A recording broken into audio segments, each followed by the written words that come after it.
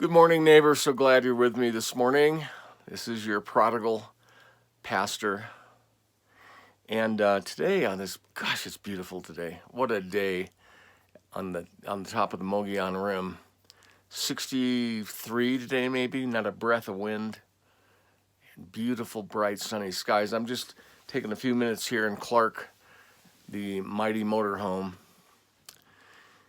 and do something a little different today. Maybe something I'll do more often in the future. But I sort of had a revelation, if you want to call it that. I call it that. I had something revealed to my heart suddenly a couple days ago. Now, I'm 74 years old, and I was suddenly taken back to a time when I was at a junior high youth camp somewhere up in the hills near Yosemite. I can't remember where. Can't remember what it was called. Something like Carnation Canyon or something. I can't remember. But there's about 25 of us, and I had to have been, I think, 14 in junior high.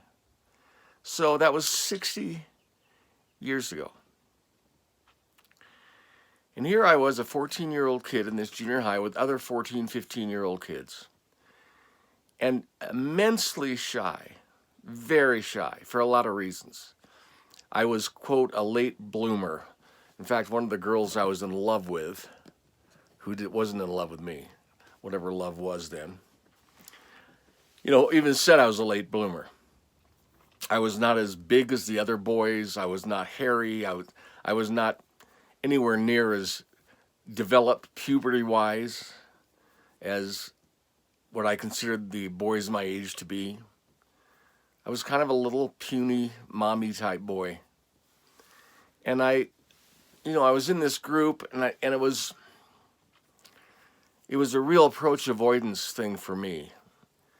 Partly, I was sort of glad to be there, but in other ways, it was misery for me because I was so insecure and didn't measure up in my thinking then to any of the other kids. And I was again in love with some other girl who didn't even know who I was, but she was there. And I was just living in fantasy land. I don't know, maybe this never happened to you, but I had a, pretty weird childhood in some ways.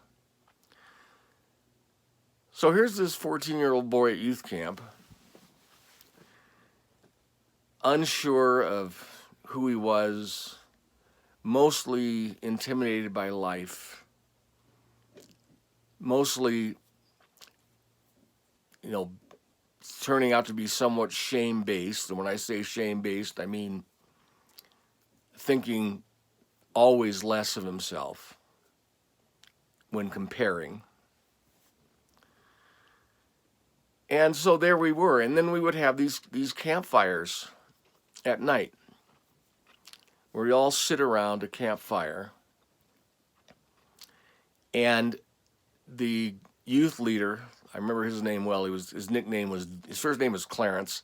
His nickname was Dee Dee. We all know him as Dee Dee. He was quite a guy. That's another story, but he was quite a guy.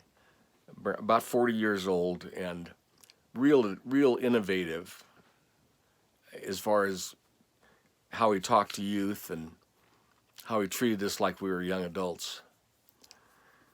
And he was, talking, and then at some point along that night, campfire time, he said, okay, now, he said, I want you all to think about your own kind of weaknesses and the way you see yourself as less or not who you'd like to be, that kind of thing.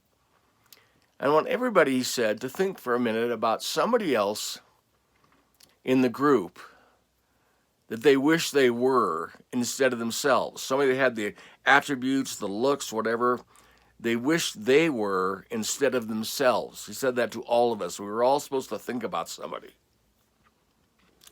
Now, I'm telling you this because it just came back to me. I haven't thought about this in 50 years, 60 years. I don't know. Haven't thought about it. But it came to me. And I remember sitting there, first of all, being terrified that I was going to have to speak out loud to this group. You know what I'm saying? And secondly, trying to figure out what I was going to say. And I'm looking out the room, around the campfire, and thinking, who is it? What is it? What should I say? I had no idea. And, they were going around a circle, so I kind of could, I could predict when my time was coming, thinking, well, maybe I'll just die and fall into the ground before my time comes up. And then suddenly something happened. And before I tell you what it is, I now know that this was the moment in my life as a 14-year-old that I learned, or I knew, or I became aware of the knowledge of a couple of things. One was I became aware that there was something greater than I at the time. There was an awareness suddenly for the first time of kind of an awareness of God, if you want to call it that. I look back and realize that that was almost like if you were a Christian, you'd call it being born again. If you want to call it that, call it that. That was my born again time. Had nothing to do with accepting Jesus into my life as a conscious act. But I know for me, it was the point in my life when I knew there was a God.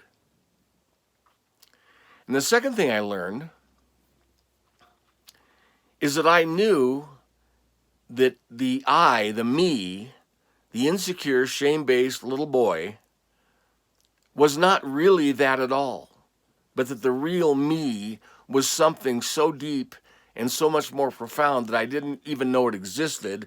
And even when I did realize it existed, or did hear what I had to say when my turn came, I knew that something was going on that was life-changing. Now, I forgot about it. I just went on with my life.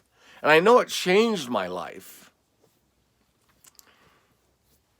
But I hadn't really identified it, the importance of it, until, like I said, a couple of days ago, 60 years later. And what happened is they're going around this circle, getting to me, I suddenly knew exactly what I was going to say. Maybe you already can guess. Maybe you would have said the same thing, but for me, it was profound. And I had this sense of, wow, I know exactly what I'm going to say. It's the truth. Now, I had certain reservations about saying it. There we go. I had certain reservations about saying it because I thought, well, it could be taken wrong.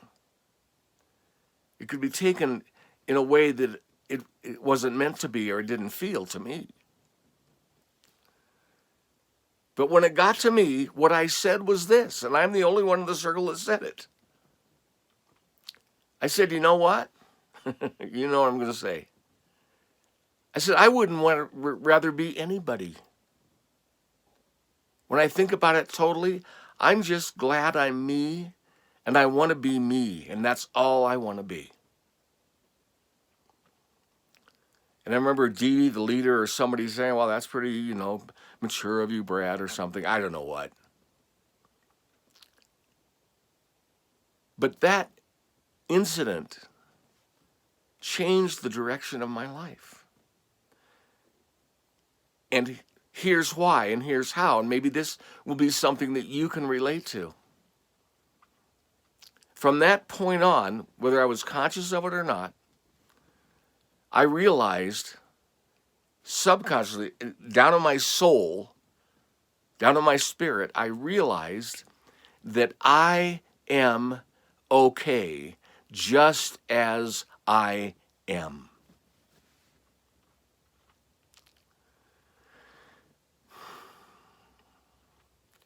Now, maybe you can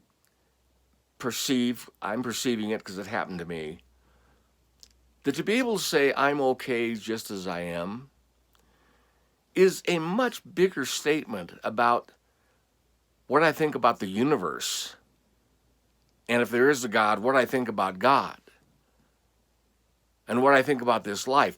It elicits the response that things are as they should be just as they are.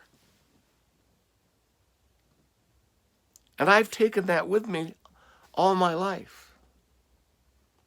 Even through the mistakes, the weaknesses, the cowardices, the sins, and I've had many sins and points of cowardice and points of stupidity and points of failure.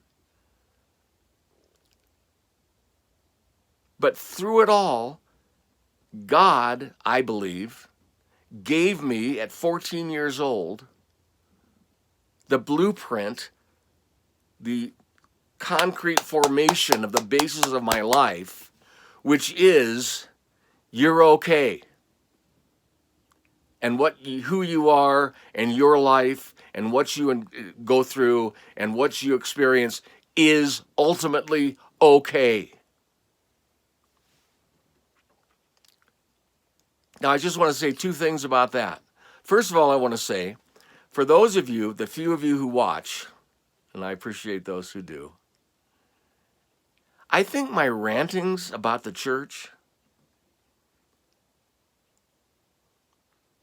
are not just, or not necessarily even at all, just big sort of outrages at something that I found to be so wrong, intellectually or philosophically or theologically or something. And I've always beat myself up a little bit, wondering why I end up ranting like I do. But here's the reason that I see now. And I don't have to rant. I never have to rant again because I've been shown this about myself. Those rants were because I perceived, knowing that it wasn't meant, knowing that there's nobody involved that's a bad person, and that's true. I've never been angry at anybody in the church, ever. I've only been angered by the system itself, non-personally, just the system.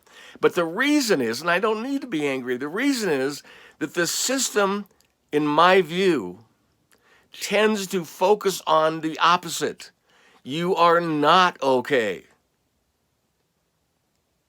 unless and until we say you're okay. And that just simply isn't the God who spoke to me and the God whom I know. And I'm so glad Jesus didn't come with the message, you're not okay. His message was, you are okay. Having said that, and I'll close with this, the other biggie that this has left me with is the reason why I'm so passionate about saying, you are okay. You are okay. Because if I'm okay, you're okay. I know that. And I think that I say this sometimes inappropriately, forcefully, I admit. And maybe that's over for me now. Maybe I say that mostly to church people because I know the system, not bad people in the system, but the system has a louder message that is, you're not okay. And I know you are. You're okay. And when you start from there, instead of starting from, I'm not okay, when you start from the, quote, good news, unquote, as proclaimed by Jesus, change your mind, you're okay. God is with you. God is within you. That changes everything. And so, in closing, for those few that considered my approach to expressing myself has been inordinately worthy. I agree with you. And I regret it. But I'll know this and understand that it's been born of a passion to say, I know you and I are okay. And that's how I am now proceeding in the work that God has given me to do. And that is to say to any who have been hurt by any religious bureaucracy system, at least there's one person here who knows you're okay. And we can start there and move forward in the loving arms of God. Thanks for being with me. This is the Prodigal Pastor, journeying back to the Father's house, and I'll see you next time.